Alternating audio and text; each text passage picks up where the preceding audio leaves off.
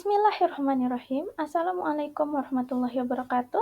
Puji syukur kita panjatkan atas kehadirat Allah Subhanahu wa Ta'ala yang telah memberikan kita begitu banyak nikmat.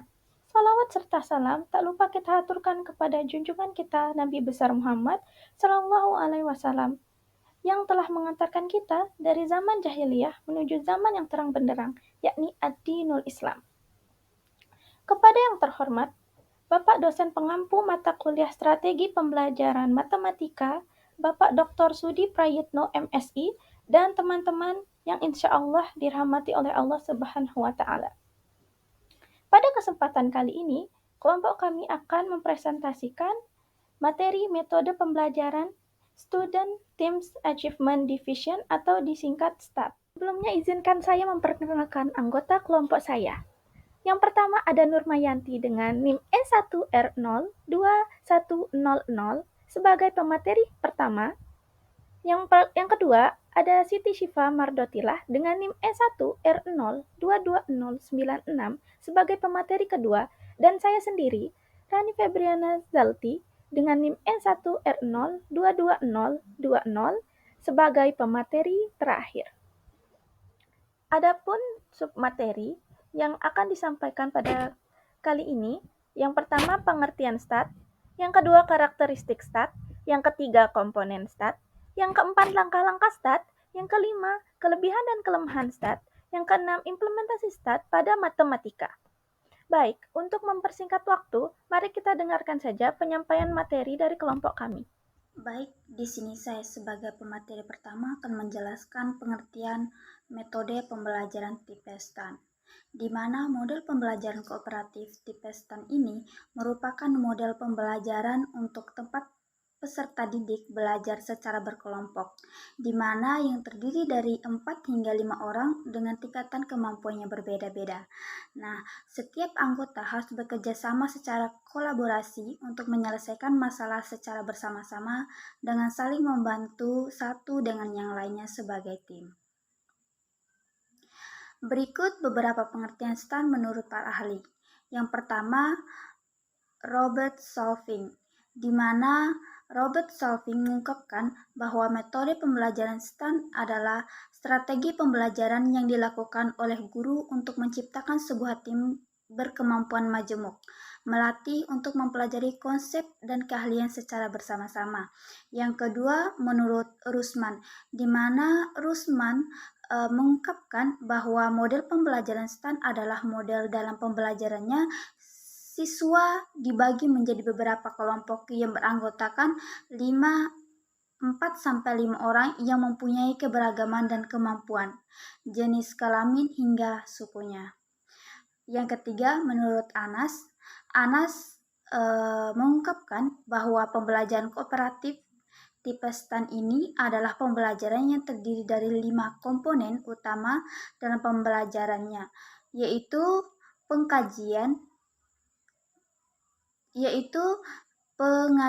kelas, belajar dalam kelompok, pengerjaan kuis, skor pengembangan, dan penghargaan terhadap kelompok. Yang keempat, menurut Trianto, di mana STAN merupakan salah satu model dari pembelajaran kooperatif yang menggunakan kelompok-kelompok kecil dengan jumlah anggota tiap kelompok 4-5 orang peserta didik secara heterogen.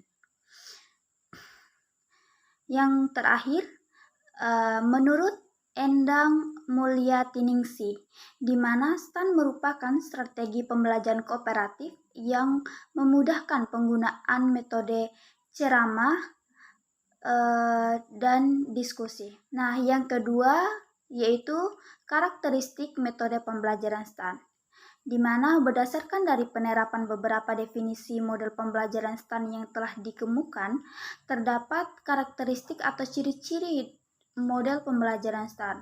Pada model pembelajaran STAN ini ditekankan belajar berkelompok untuk menyelesaikan masalah berdasarkan materi yang telah diperoleh sebelumnya. Proses ini dilakukan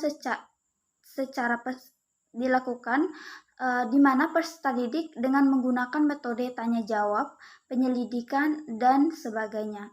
Skor yang diperoleh peserta didik digabungkan dengan skor yang diperoleh hasil diskusi kelompok sehingga menghasilkan skor rata-rata kelompok. Perolehan skor ini bertujuan untuk memberikan penghargaan kepada peserta didik atas hasil kerjasama oleh teman kelompoknya. Sekian dari saya persilakan teman saya untuk melanjutkan materi selanjutnya. Terima kasih. Saya akan menjelaskan komponen metode pembelajaran STAT. Menurut Slavin, metode STAT memiliki 5 komponen utama, yaitu 1. Presentasi kelas. Metode STAT awalnya diperkenalkan dalam presentasi kelas. Metode STAT berfokus pada tugas kelompok. Dengan demikian, siswa akan memerhatikan saat presentasi berlangsung. 2. Tim. Pada tahap ini, setiap siswa akan diberikan tugas.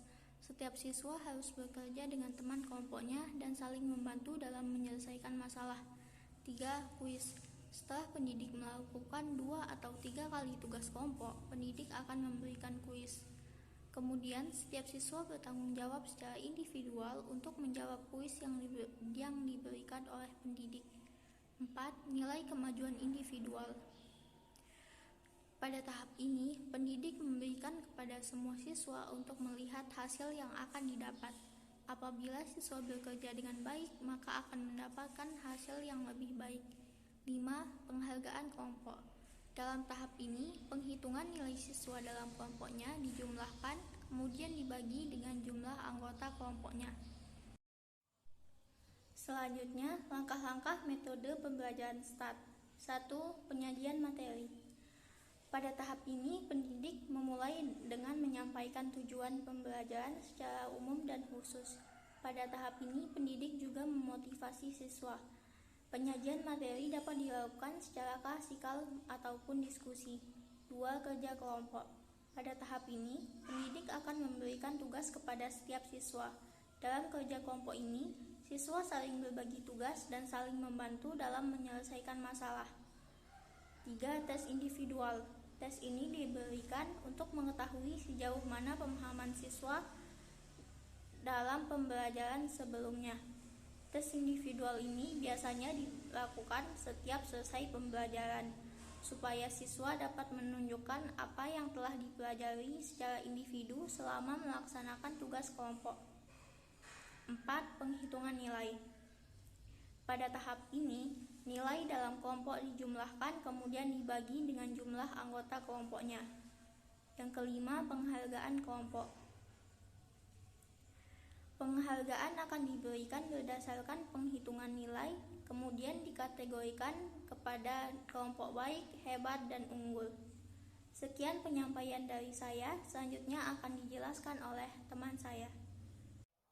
Selanjutnya, saya akan menjelaskan kelebihan dan kekurangan STAT dan implementasi STAT pada matematika. Oke, kita masuk ke kelebihan dan kekurangan STAT. Menurut Slavin, kelebihan pembelajaran STAT ini tuh di mana peserta didik dia mempunyai kesempatan yang sama untuk berkontribusi dan berinteraksi secara aktif sehingga kerjasama dalam tim atau kelompok menjadi lebih baik. Adapun juga menurut Isjoni, model pembelajaran ini dapat melatih peserta didik dalam mengembangkan kecakapan sosial atau kemampuan dalam bekerja sama dengan orang lain. Di samping kecakapan kognitif atau pengetahuan peserta didik, dan guru menjadi lebih aktif dan fokus sebagai fasilitator, motivator, dan evaluator. Sedangkan untuk kelemahan pembelajaran STAT sendiri adalah, yang pertama, mengatur tempat duduk untuk peserta didik dalam berkelompok itu dapat menyita waktu. Yang kedua, guru itu sulit untuk memantau kegiatan pembelajaran baik secara individu ataupun kelompok. Yang ketiga, guru itu dituntut untuk bekerja secara cepat dan tepat. Yang keempat, dapat menyita banyak waktu untuk mempersiapkan pembelajaran. Contohnya seperti yang saya katakan pada poin 1. Selanjutnya, implementasinya pada matematika. Contohnya itu pada pembelajaran materi teorema Pitagoras. Yang pertama, penyajian kelas, di mana guru itu menjelaskan teorema Pitagoras terlebih dahulu. Yang kedua, belajar dalam tim. Setelah guru menjelaskan, para siswa itu dibagi menjadi beberapa kelompok, lalu diberikan beberapa soal yang berkaitan dengan materi teorema Pitagoras. Dan siswa tersebut secara berkelompok berdiskusi untuk memecahkan masalah yang telah diberikan oleh gurunya. Yang ketiga, kuis dan penilaian individu. Setelah diskusi kelompok itu berakhir, setiap siswa itu diberikan kuis untuk diberikan skor individu yang berpengaruh pada skor kelompok. Yang keempat, penghargaan tim. Kelompok yang memiliki skor rata-rata tinggi dapat diberikan penghargaan atau pujian. Hal ini dilakukan agar siswa itu lebih termotivasi dalam bekerja sama di dalam tim. Sekian penyampaian materi dari kelompok kami. Terima kasih kepada teman-teman yang telah mendengarkan sampai akhir. Kurang lebihnya mohon dimaafkan. Wabillahi taufiq wal hidayah. Wassalamualaikum warahmatullahi wabarakatuh.